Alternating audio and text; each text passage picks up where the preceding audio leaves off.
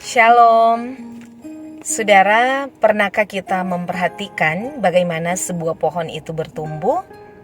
Dari sebuah benih kecil, pohon itu menancapkan akarnya ke dalam tanah untuk mencari nutrisi, dan kemudian dia butuh sinar matahari supaya akar itu semakin kuat, dan pohon itu pun bertumbuh subur dan berbuah lebat.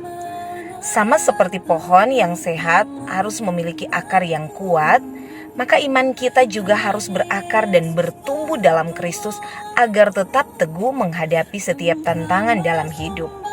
Nah, bagaimana caranya agar iman kita semakin bertumbuh? Yang pertama, berakar dalam firman Tuhan.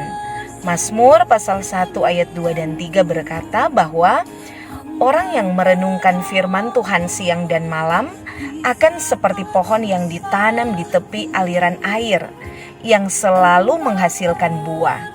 Saudara, sudahkah kita menyediakan waktu setiap hari ada saat di mana kita membaca dan merenungkan firman Tuhan?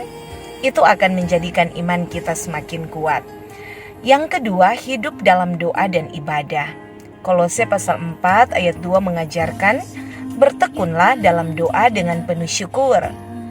Doa bukan hanya untuk meminta sesuatu kepada Tuhan, tetapi doa adalah membangun hubungan dengan Tuhan.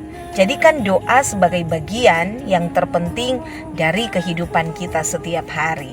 Yang ketiga, menghadapi ujian iman dengan keteguhan.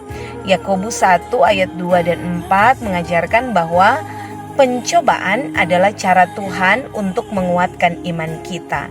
Seperti emas yang dimurnikan dalam api, iman kita akan semakin kokoh jika kita tetap percaya kepada Tuhan sekalipun dalam kesulitan.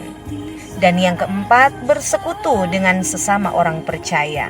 Ibrani 10 ayat 25 menasihati kita untuk tidak menjauh dari persekutuan. Kita akan bertumbuh lebih kuat dalam iman saat kita berbagi, saat kita saling menguatkan dan beribadah bersama.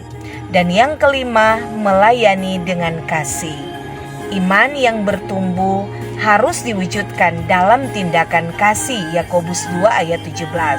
Dengan melayani, kita belajar untuk mengandalkan Tuhan dan menjadi berkat bagi orang lain. Nah, saudaraku yang dikasihi dan diberkati Tuhan, pertumbuhan iman adalah proses seumur hidup. Kita harus terus berakar dalam firman Tuhan, hidup dalam doa, menghadapi ujian dengan penuh ketekunan, bersekutu dengan saudara seiman, dan melayani dengan kasih. Mari kita terus bertumbuh dalam iman dan semakin berakar dalam Kristus. Tuhan memberkati kita semua. Amin.